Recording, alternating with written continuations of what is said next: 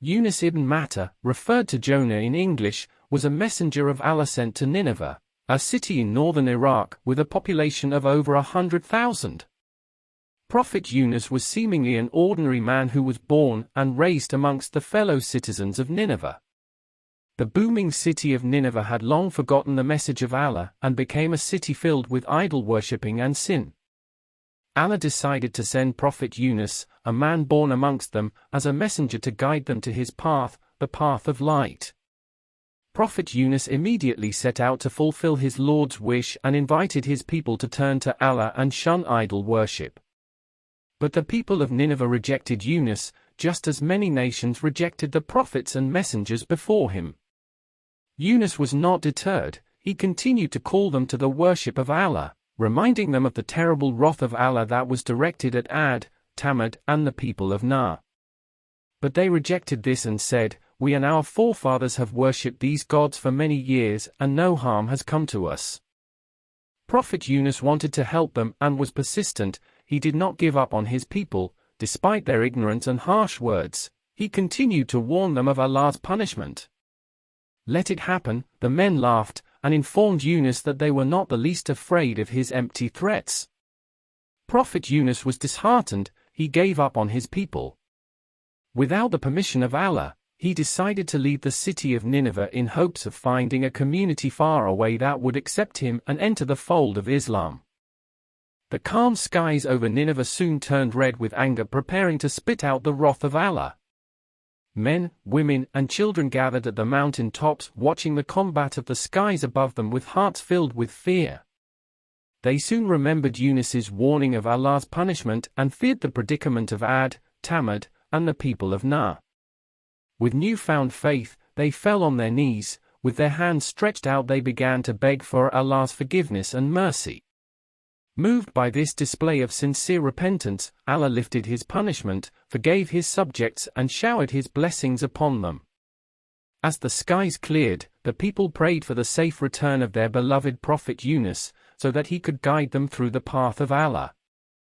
Meanwhile, Prophet Yunus, who had left Nineveh, had boarded a small passenger ship with the intention of traveling as far away from his people as possible. The ship traveled through the calm waters during the day, but as the night closed in, a storm raged on, rocking the ship wildly to and fro. The crew and passengers began to fear for their lives as the sea water gradually began flooding into the deck, slowly sinking the ship. As the tempest continued through the night, the captain of ship ordered his men to throw out the luggages and all other excess load overboard to lighten the ship's load. As instructed, the crew threw out the ship's excess load, but the ship continued to sink as it was still too heavy. The captain was left with no choice, he had to sacrifice the life of one man if he wished to save the lives of his crew and passengers. As it was a common practice among men during those times, the captain decided to draw lots to choose the passenger to be sacrificed. The lots were cast and Prophet Yunus's name was selected. The men knew that Yunus was a young, righteous, honest and a blessed man, so they refused to throw him out and agreed to draw lots again. So the lots were cast, and Yunus's name appeared again. The men refused to throw Yunus, saying, "We are not going to get rid of Yunus. He is our blessing on the boat. He is the best man we have on the boat, we are not going to get rid of him." So they drew lots for the third time, and Yunus's name appeared yet again. The men were baffled, but Prophet Yunus knew that this was the verdict of Allah, for he had left his people without his Lord's consent. So Yunus jumped out of the ship into the dark, angry waves in the middle of ocean. As Allah commanded, the largest whale in the ocean swallowed Yunus just as he hit the water. Yunus, who was unconscious, awoke to find himself enveloped by sheer darkness. He believed he was in his grave, but as his senses awakened, he realized that he was not in his grave, but was in fact in the stomach of a large fish.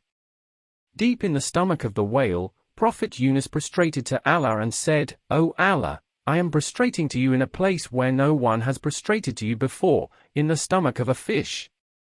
He then called out to Allah, repeating, "None has the right to be worshipped but you. Glorified be you. Truly, I have been among the wrongdoers." The creatures of the deep sea heard the invocations of Yunus, and gathered around the whale to join along in the celebration of the praises of Allah. Allah, the Most Merciful, was immensely moved by Yunus's repentance. He commanded the whale to spit out his messenger at the nearest shore. The whale obeyed Allah's command and swam to the nearest shore and ejected Yunus. Yunus's body was inflamed as a result of the acids in the whale's stomach. He had no protection against the sun and wind, so Allah commanded a tree to grow over Yunus to provide him with food and shade. Allah forgave him and informed him that if it were not for his sincere invocations, Yunus would continue to be in the stomach of the whale till the day of judgment. When Yunus was completely recovered, he traveled back to Nineveh to complete his mission. Upon arriving at his hometown, Yunus was stunned. The entire population of Nineveh had accepted Islam and were awaiting his arrival. Together with his people, Yunus prostrated to his Lord and thanked him for all his blessings. Yunus was the only prophet whose entire community accepted Islam. Allah stated in the Holy Quran regarding the people of Yunus Ibn Matta, "Was there any town community that believed after seeing the punishment, and its faith at that moment saved it from the punishment?" The answer is none, except the people of Yunus. When they believed, we removed from them the torment of disgrace in the life of the present world, and permitted them to enjoy for a while. Surah Yunus Ayat 98.